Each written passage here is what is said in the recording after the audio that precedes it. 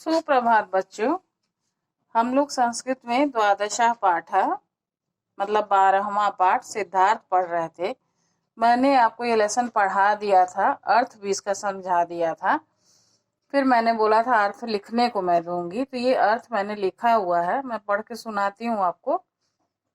फिर इसकी फोटो आपके पास जाएगी, आपको ये अर्थ कॉपी में लिखना होगा।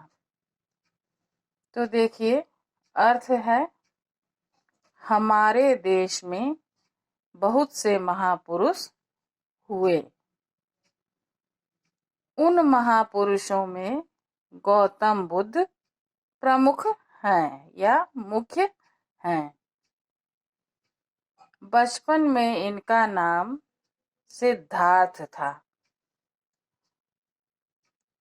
वह बचपन से ही बहुत दयालु थे।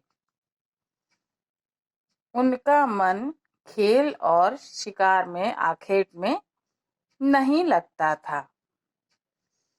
मैंने संस्कृत आपको पढ़ाया था, संस्कृत के हर शब्द का अर्थ बताते हुए आपको मैंने समझाया था। अब वही चीज ये लिखित रूप में है। एक बार सिद्धार्थ घूमने के लिए नगर से बाहर गए। वहां वह क्रम से एक बूढ़े व्यक्ति, एक का वृद्ध लिखा है तो एक बूढ़े, एक मृत शव को उन्होंने, एक रोगी और एक सन्यासी पुरुष को देखे या देखा।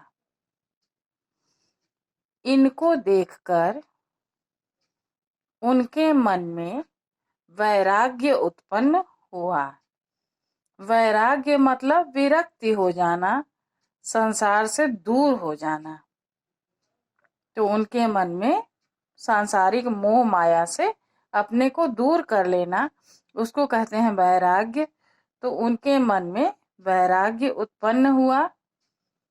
वह अपनी धर्म पत्नी अबोध पुत्र राहुल, मतलब बहुत ही छोटा बच्चा जो था उनका, अबोध माने जिसको कोई बोध न हो, कोई ज्ञान न हो, तो अबोध पुत्र राहुल और राज्य को छोड़कर घर से निकल गए। वो उनके मन में वैराग्य उत्पन्न हो गया और उन्होंने अपनी धर्म पत्नी को, अबोध पुत्र राहुल को और राज्य को छोड़कर वो घर से बाहर निकल गए, घर छोड़ दिए। मतलब वह कठिन तपस्या की। तपस्या के प्रभाव से वह बुद्ध हुए, ज्ञानी हुए। अहिंसा का पालन उनकी प्रमुख शिक्षा थी। लोगों के कल्याण के लिए वह बौद्ध धर्म का प्रचार किए। इसकी फोटो आपको जाएगी, इसे आपको करना है, कॉपी में इसको करना है। और आप, मैंने उसी समय आपको बोला था ये शब्दार्थ उतार लीजिएगा, उसके बाद आपको अर्थ लिखना है। अब है एक पदेन उत्तरत।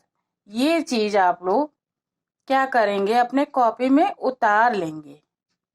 इसको कैसे करना है ये मैं आपको अगली कक्षा में बताऊंगी, लेकिन आप लोग इसको कॉपी में ये सब चीजें उतार के रखेंगे।